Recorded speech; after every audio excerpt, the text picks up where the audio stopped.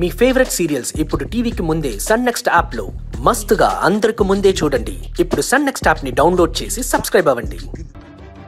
ఇప్పుడు ఏదో విధంగా డబ్బు సంపాదించుకొస్తే ఎలా వచ్చాయి, ఎక్కడి నుంచి వచ్చాయి అని గుచ్చిగుచ్చి అడుగుతున్నారు. అది గుచ్చి అడగటం కాదురా, తెలుసుకోవడం మా బాధ్యత, అందుకే అడుగుతున్నాం. నేను ఆలస్యంగా ఉద్యోగం సంపాదించినా అందరికన్నా మంచి ఉద్యోగమే సంపాదించాను. అక్కడ పని తక్కువ, మనీ ఎక్కువ.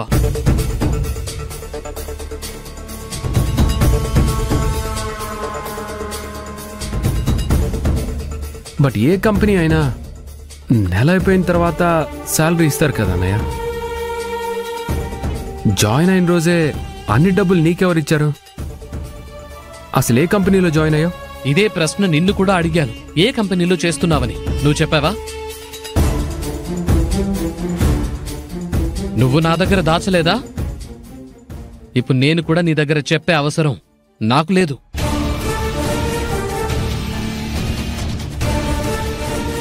చందమామ ఎంత బాగుందో చూడు అంటే అది ఆకాశంలో ఉంది కానీ మా ఇంటి పెరట్లో ఉందా అని బాధపడ్డాడంట వెనకటికొకడు.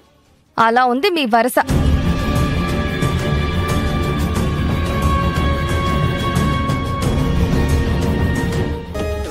శుభమా అని మా ఆయన ఉద్యోగం సంపాదించుకుని డబ్బులు సంపాదించుకుని వస్తే సంతోషపడాల్సింది పోయి ఇలా సాగదీస్తారేంటి?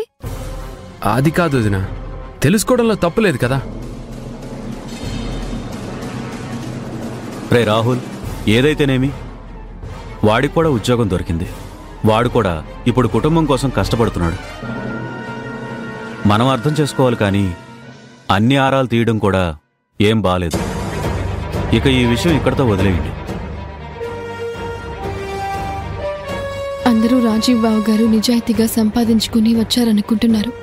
కానీ నిస్సహాయులైన ఇద్దరు ముసలి వాళ్ళని మోసం చేసి ఈ డబ్బు సంపాదించారని, పాపం ఆ డబ్బులు కుటుంబ ఖర్చుల కోసం ఉపయోగిస్తున్నారని ఈ విషయం ఇంట్లో తెలిస్తే ఎంత బాధపడతారు. ముఖ్యంగా మావయ్య గారికి తెలిస్తే ఎంత కుమిలిపోతారు. లలిత, నేను స్నానం చేయాలి, నీళ్లు పెట్టు. ఇప్పుడే పెడతానండి.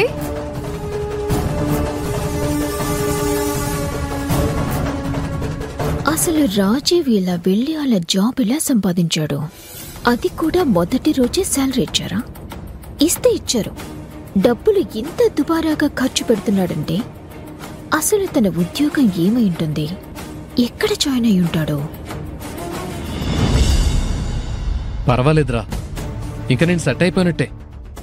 ప్రస్తుతానికి అందరి దృష్టిలో నేను కూడా సంపాదిస్తున్నాను. కాస్తో కూస్తో ఇప్పుడు నాకు కూడా గౌరవం దక్కుతోంది. సరే మరి, ఉంటాను.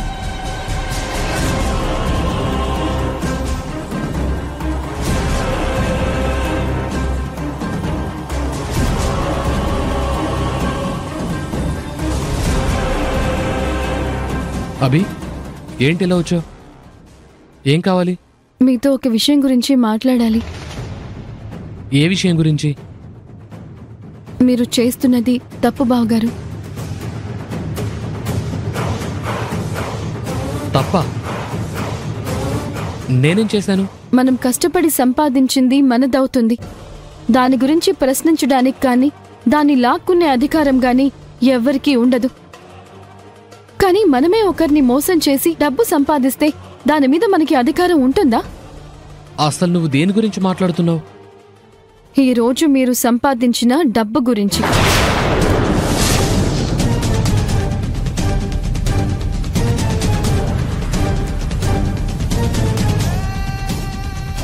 మనుషుల్ని మోసం చేసి సంపాదించిన డబ్బు గురించి.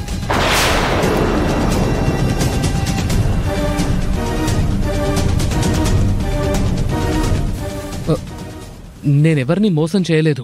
అది నా కష్టార్జితం. కష్టార్జితమా? ముసలి వాళ్ళని మోసం చేసి లాక్కున్న డబ్బు కష్టార్జితమా? వాళ్ళు మిమ్మల్ని నమ్మితే ఆ నమ్మకాన్ని అడ్డం పెట్టుకుని సంపాదించిన డబ్బు ఒక సంపాదన.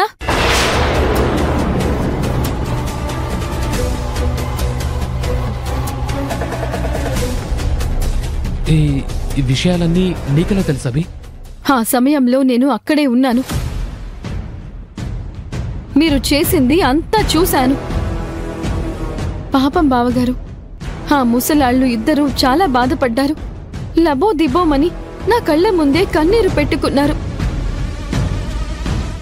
కాని వాళ్ళకి మీ గురించి చెప్పలేని పరిస్థితి, అలా అని వాళ్ళ కష్టం తీర్చలేని పరిస్థితి. చెప్పడం అయిపోయిందా? ఇక నేను వెళ్తున్నాను. ఒక్క నిమిషం బావగారు. నిజానికి మీరు చేసిన పని నాకు అస్సలు నచ్చలేదు. అందుకే ఆ ముసలి వాళ్ల కన్నీళ్లకి కరిగి అక్కడే మీ పేరు చెప్పొచ్చు. కానీ మీ గురించి బయటకొస్తే కుటుంబం బాధపడుతుంది, ముఖ్యంగా అత్తయ్య మావయ్య గారు. మీరు చేసిన పనికి చాలా కుమిలిపోతారు. వాళ్ళని బాధ పెట్టడం ఇష్టం లేక మీ విషయం బయట పెట్టలేదు. అయితే ఇప్పుడేం చేస్తావు? ఇప్పుడే వెళ్ళి అందరికీ చెప్తావా?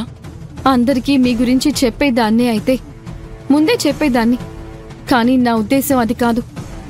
మరేంటి నీ ఉద్దేశం? ఆ ముసలి వాళ్ళకి అన్యాయం చేస్తే పాపం బావగారు, ఆ డబ్బు పట్టుకెళ్ళి మళ్ళీ వాళ్ళకిచ్చేయండి. అభి, నీకేమైనా పిచ్చి పట్టిందా? ఒకసారి వాళ్ళ దగ్గర నుంచి లాక్కున్నాక మళ్ళీ తిరిగి వెళ్ళిస్తే వాళ్ళు సంతోషపడతారా? లేదు, మన మీద కక్ష సాధింపు చర్యకు దిగుతారు. పైగా నేను ఈ పని చేశానని తెలిస్తే ఈ ఇంట్లో ఏం జరుగుతుందో నీకు కూడా తెలుసు కదా. అందువల్ల ఈ విషయం ఇక్కడితో వదిలేయటం మంచిది. మీరు వదలాలనుకున్నా నాకు వదలాలనిపించడం లేదు బావగారు. అభి, నీ మీద నాకెంతో అభిమానం ఉంది, నీ మీద ఎంతో గౌరవం ఉంది. ఇప్పుడు అవన్నీ కోల్పోయేలా చేయకు. ఇప్పుడు మీ అభిమానం కోసం, మీరిచ్చే గౌరవం కోసం ఆ ముసలి వాళ్ళిద్దరి కన్నీళ్లకి సమాధానం చెప్పకుండా నేను సైలెంట్గా ఉండలేను. అయితే ఏంటిప్పుడు? విషయం బయటకొచ్చేలా చేస్తాను అంటావు. నేనొక ఫ్రాడ్ని అని అందరికీ నిరూపిస్తాను అంటున్నావు. అదే విషయం కానీ జరిగితే నేను ఇంట్లో నుంచి వెళ్ళిపోతాను.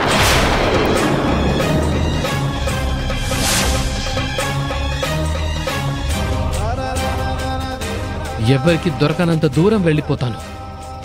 అప్పుడు మీరందరూ సంతోషంగా ఉండొచ్చు, అంతే కదా? బావగారు, అంత మాట అనకండి. మనందరం కలిసి బ్రతకాలనే మావయ్య గారి ఆశ. ఒక ఉమ్మడి కుటుంబంగా ఉంటేనే ఈ పరిస్థితుల్లో నుంచి మనం బయటపడగలమని మావయ్య గారి నమ్మకం. ఆ నమ్మకాన్ని మీరు ఒమ్ము చేయకండి. నువ్వనుకున్నట్టు జరగాలి అంటే నా గురించి బయటకు రాకూడదు. నా గురించి అందరికీ తెలిసిందా, దాని తర్వాత నేను ఇంట్లో ఉండటం జరగదు.